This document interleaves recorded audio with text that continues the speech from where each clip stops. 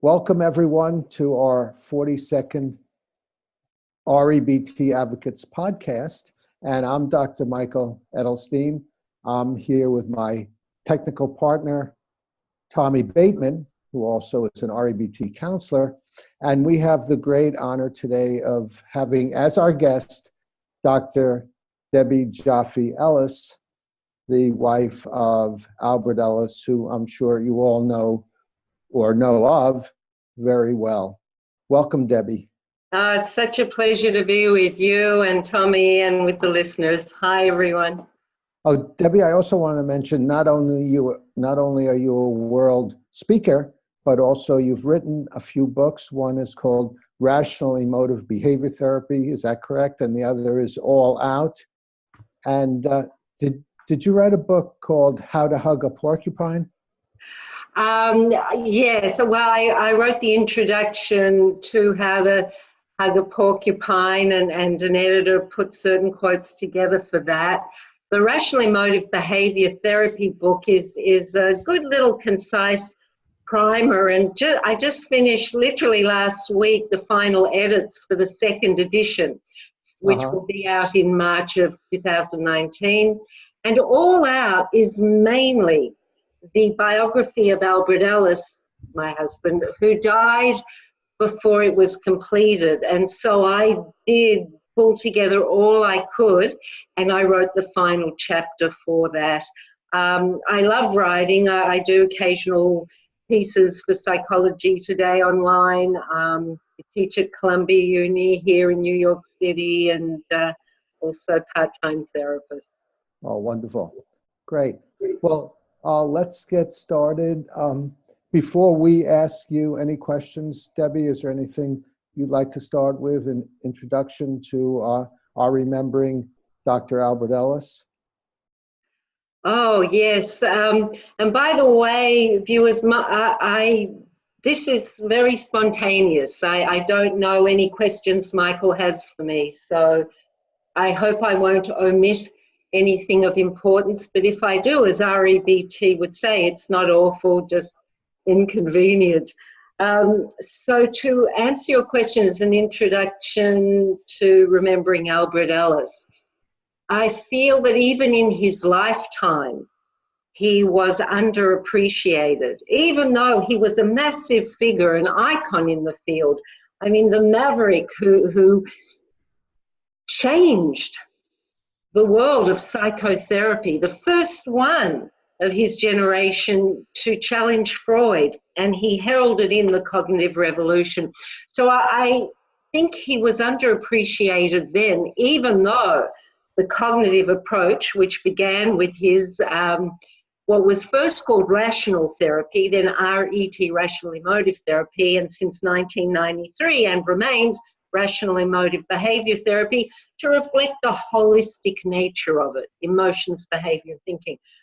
And so he was a visionary, and some of the things he knew and wrote and enforced, and I can give some specific examples. At the time, there was no research being done, there was no supportive scientific evidence, and yet he had a knowing. And now neuroplasticity research and other research supports some and many of the things that he came up with. One of the examples is REBT emphasizes the importance of homework and 30 days of it in many cases. Now, neuroplasticity now shows that's a minimum comfortable time for new neural pathways to be formed, new habitual ways of thinking. So anyway, my first point is he was underappreciated, a massive genius with a golden heart, and now I feel his approach also is in danger of that.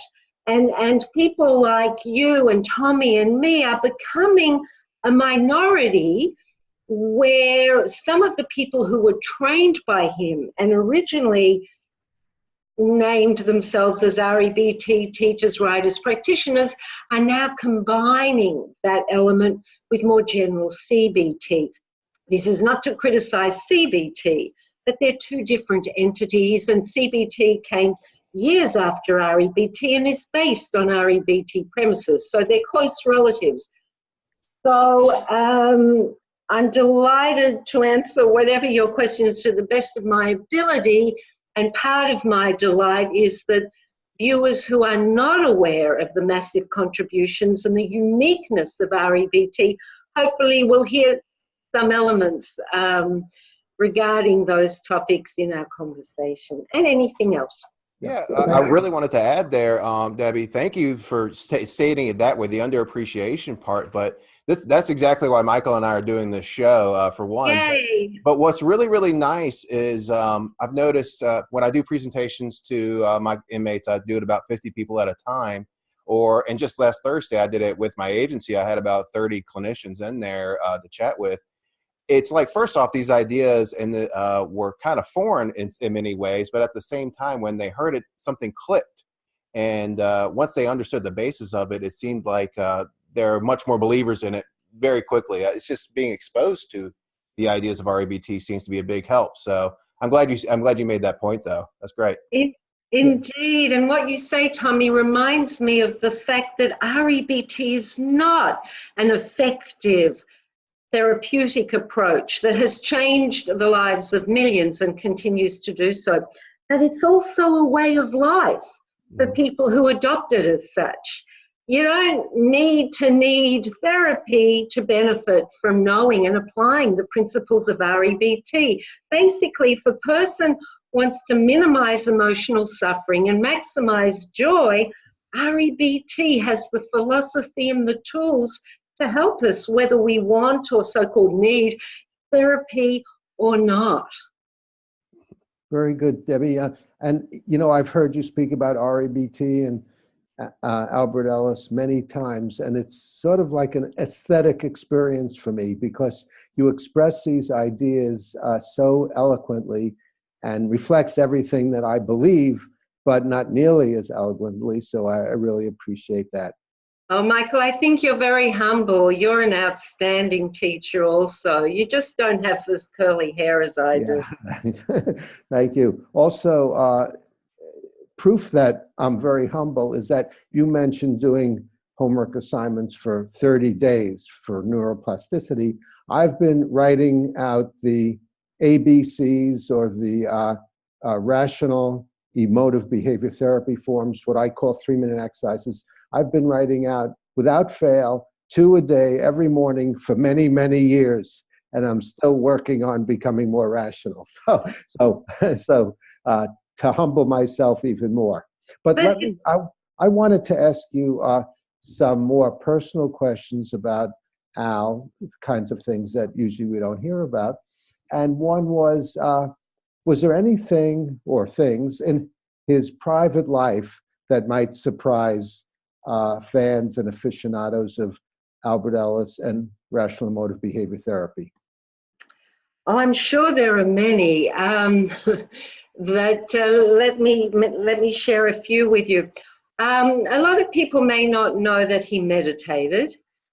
People who have studied the influences of his approach will be aware that the Eastern philosophies, as well as the Stoic philosophies and others, influenced his creation of REBT. But he meditated, and he was known for colourful language when he spoke, and even sometimes when he wrote, and his no-nonsense manner. And some people judged him as being too confronting and too abrasive, You asked about our private life. He was the gentlest soul. He actually was very humble. He didn't swear at home. It was a chosen style in order to capture people's attention and hopefully break any of their rigid opinions and ways of thinking that were blocking them from benefiting, from considering what he was offering and teaching. So it was calculated, his colourful language. It wasn't just his natural way, so to speak. He had that performer element, but he was sweet. and very sensitive and very aware and kind. He really had a heart of gold. And frankly, I don't know if we will or won't cover the darkest chapter of his life. But for me, simply to say now that some of the people who he had treated with generosity and love and helped them much in their personal and certainly professional lives, towards the end acted in ways that were so brutal in his view. They fired him from his institute, for example.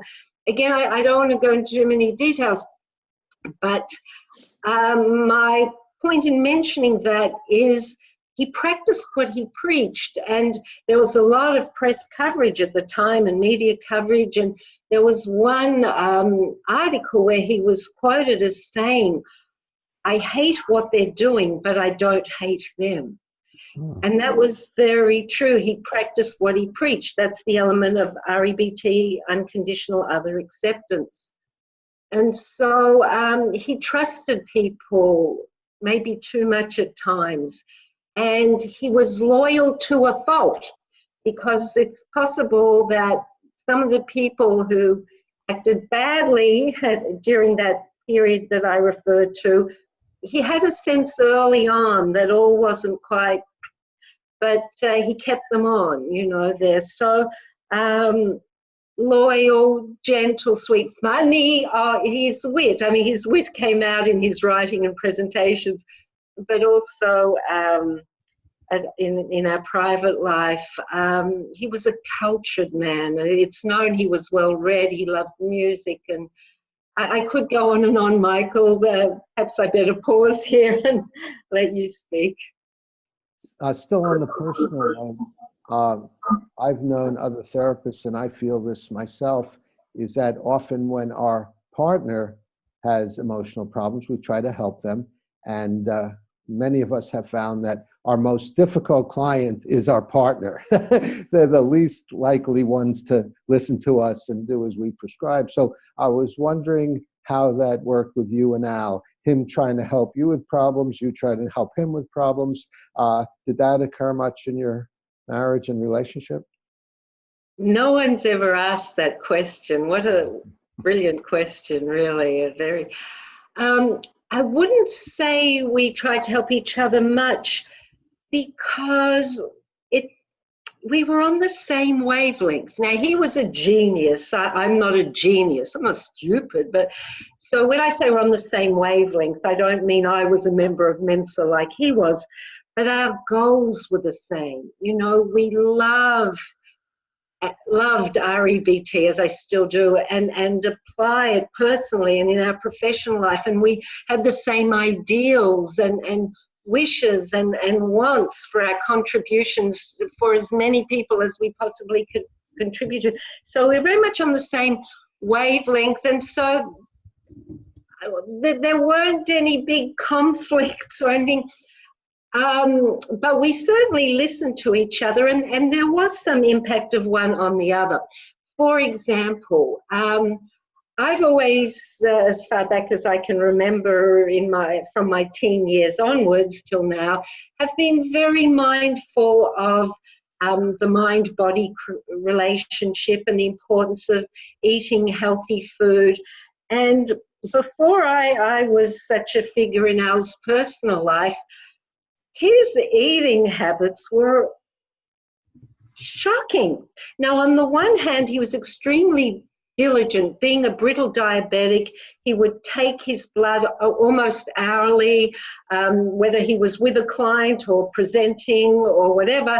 And if his blood sugar was low, he would have orange juice or a sandwich on hand. And if it was high, he would inject himself with insulin. So, and so he was mindful most of the time of not eating food with too much sugar. In that way, he was aware of what he ate. He would allow himself, say, at celebrations, you know, to have a little bit of cake. He was disciplined. But boy, he ate to live. He didn't live to eat. And so he worked 16 to 18 hours most days. And he would, you know, the institute, he would work on the second floor, other floors, and then we would live on the top floor, and he'd come up. And before we were like in a relationship, I couldn't believe it. He'd get a hunk of mincemeat that he'd defrozen, stick it in the microwave for 2 minutes, take it out. It had sometimes not even fully cooked through, and eat it just to give him fuel to teach. And I mean, I'm amazed that he survived the way he ate. So he was open to my suggestions of eating in a more healthy way, which he did, and he started taking more supplements. Also, I'm crazy about animals, and REBT and Albert Ellis certainly are for social interest and environmental awareness and doing good and doing no harm. But, you know, animals weren't his focus, and me, I'm like gaga. So if we would drive, say, to a doctor's appointment, and I'd see pigeons or whatever, I'd point them out, and he knew of my love. And so when we would go, sometimes, look, the only time we left home was to travel, to teach, or to a medical appointment, frankly. But he would, you know, point out when there were birds or other animals, so that was kind of sweet. For me, he was a model of REBT, and during that brutal period, after he got fired from his institute, we still lived in the top floor of this 6-story townhouse. The other floors were the institute, and we were banned from talking to anyone. If I needed to get a message to a director or manager, I had to do it through the receptionist. So people around us, even some who I'm sure regretted the madness of what was going on, for fear of losing their job, wouldn't make eye contact with me, wouldn't look at me. Mainly I was the one that was going in and out. Al was in the apartment, except for medical appointments and going to give talks. And I found the treatment of him brutal and worse the way I saw him being treated than me. So I was the younger blonde bride that came along. I believe, and I was told some people were jealous, blah, blah, blah. So yeah, you get that kind of energy from some people. But the way he was being treated, and I did my best to practice the principles of REBT, but sometimes I succumbed to such deep sadness. And one day it was like the hair that broke the camel's back. It was a trivial thing. It was the years the institute, trivial but not, bought Kleenex in bulk. It would go in the therapist rooms and in the apartment. And so after my husband was fired, we had to get our own Kleenex. And I found it so petty and so ridiculous and so disrespectful. And Al said to me, Debbie, you're such a good REBT teacher and therapist, but you're not applying it now. You're not applying your REBT. He said, accept they have to do what they're doing right now because they're thinking the way they're thinking. Accept. And so accept doesn't mean it's okay. It means it is how it is. And if I can't change it, I better not let myself waste energy dwelling on it. And it just changed my equilibrium in the moment. So, gosh, I hope I'm not taking too long answering your questions. For me, he was a model of REBT in brutal times. He was loving, he was funny, he was sweet, he was gentle, he was taken advantage of in really brutal ways, and yet he maintained his dignity till the end.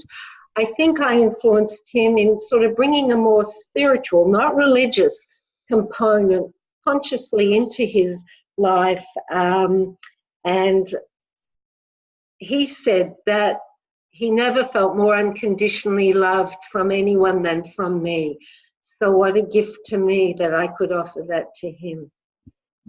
What I really enjoy about that was a wonderful response. But What I love about that response, and I hope the viewers recognize this, is I learned a lot about REBT by your answer just now. I got even more insight into the practice. So viewers, kind of listen to that again if you want to, because there's some concepts in there that will really help with your own REBT practice in the future. Very good point, Tommy. You talked about how much Al worked. Sounds like 24 hours a day, 7 days a week, practically. Did he ever take vacations? And if so, what were they like?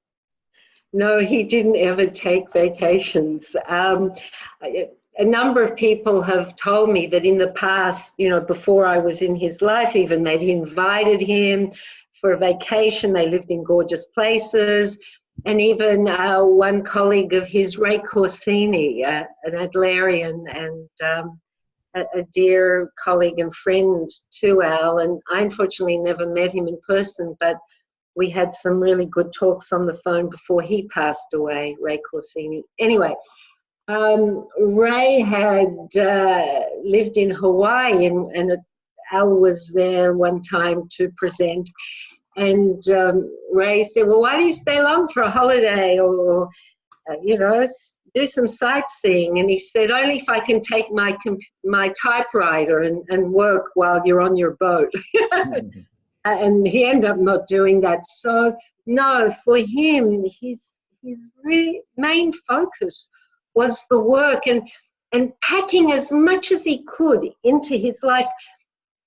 I think he had an awareness. I mean, he had a long life. Frankly, I believe that if the brutal situations that happened in the final years hadn't happened, he probably would have lived longer. And doctors agreed with me at the end that the stress brought on some of the weakness in his immune system that welcomed in some of the conditions that contributed to his death in 2007. Anyway, so even though he had 93 plus years, he was aware that he was offering something substantial that people, whether academic or with simple or even no education, but could comprehend basic common sense, that people could benefit from. And he was aware, because he was very ill from infancy onwards, of the finiteness of life and the importance of cherishing life, especially if we're not suffering from any grave illness, and making the most of it. And there was almost at times an urgency about him to speak to as many people as he could and write as much as he could in order to inform as many people, not only in America, but around the world, of what they could do to suffer less. And so was he a workaholic? You know, he would fit the description of a workaholic, but I don't think that term does him justice.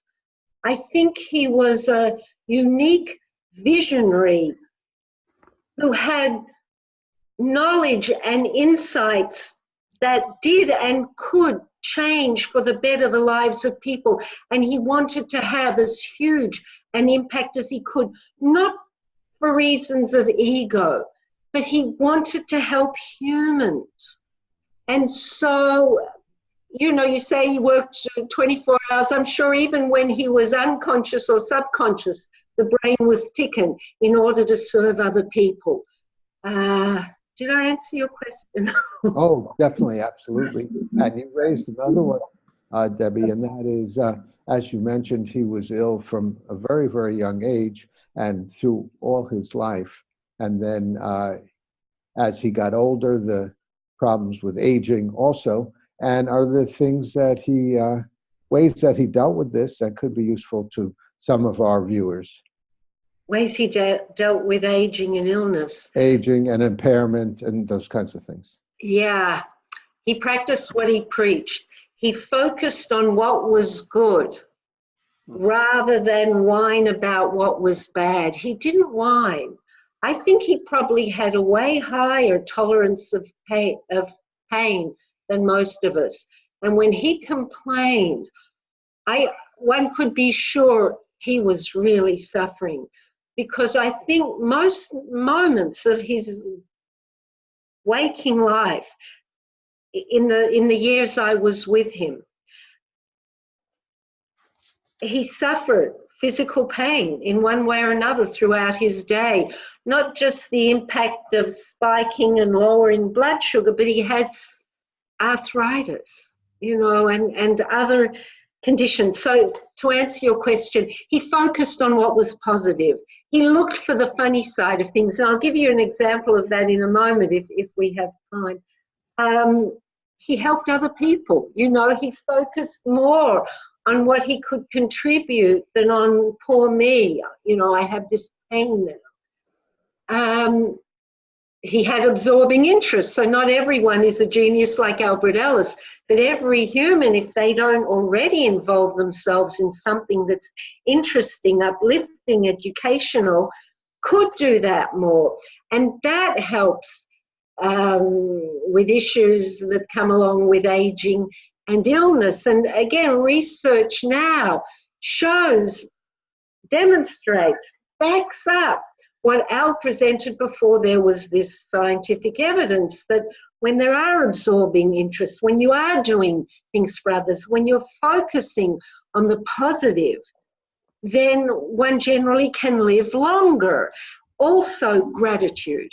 Now, Al didn't speak as much about gratitude per se as I do, and I've written an article about that.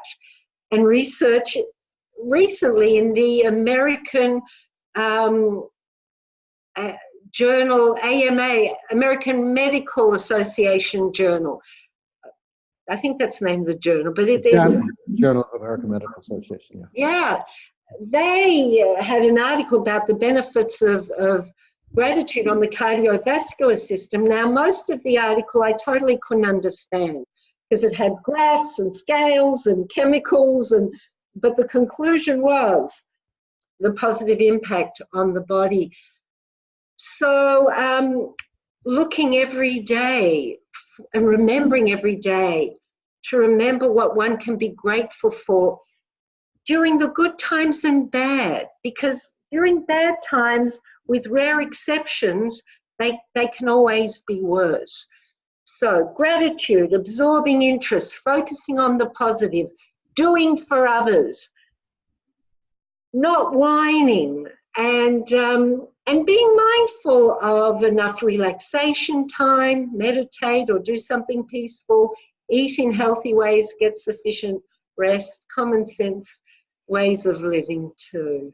Yeah, Debbie, that's really, really cool that you mentioned that, because it seems like, again, he was ahead of his time in many ways, because not until the end of the century were we really even focusing on positive psychology. I think University of Pennsylvania or Penn State, they have a whole center of positive psychology, and the things you mentioned, gratitude, serving others, they say that all that stuff is elements of happiness. And Dr. Ellis was already all over top of that, and the neuroplasticity stuff. He was already on it, well ahead of his time. So that's amazing. That's cool. That's cool. Yeah, another major idea that he was ahead of his time on, and then research much later started to bear out, was the importance of the biological predisposition in emotional disturbance and in our adult personalities. He wrote a monograph called The Biological Basis of Disturbance, which was way ahead of its time.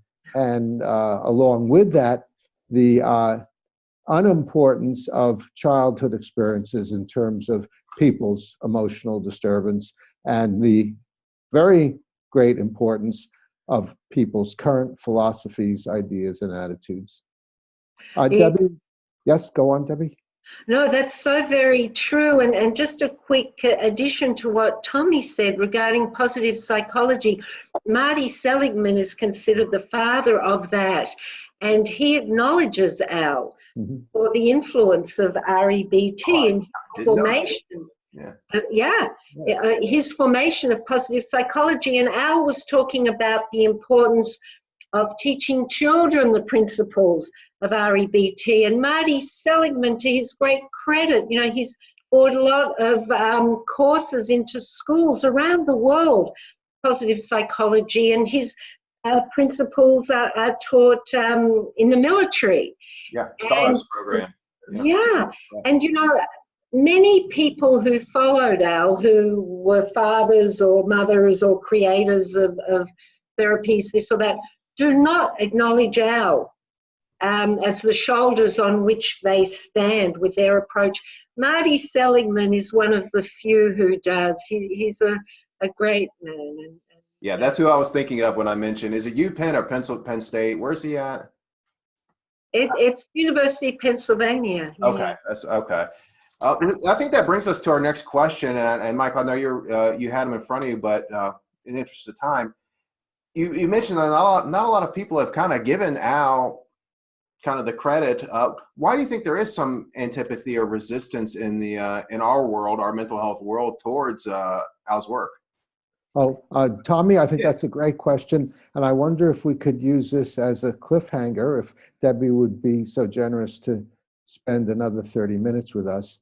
But we're just about out of time.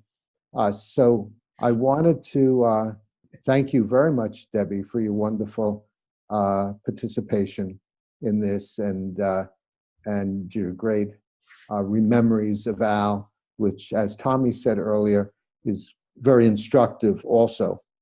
So thank you, Debbie, and maybe you'll come back again. Maybe. Oh, yeah, it's my pleasure. I'll wait on the cliff for you. No one hang up. Don't jump, don't jump. Okay, okay. Right, and to our viewers, thank you very much for watching again. And if you have questions or comments, let us know under the video, or you can email Tommy or me, and give us a like. And please subscribe to the REBT Advocates to stay on the rational side of life. Thank you, Tommy. Thank you, Debbie. Thank you.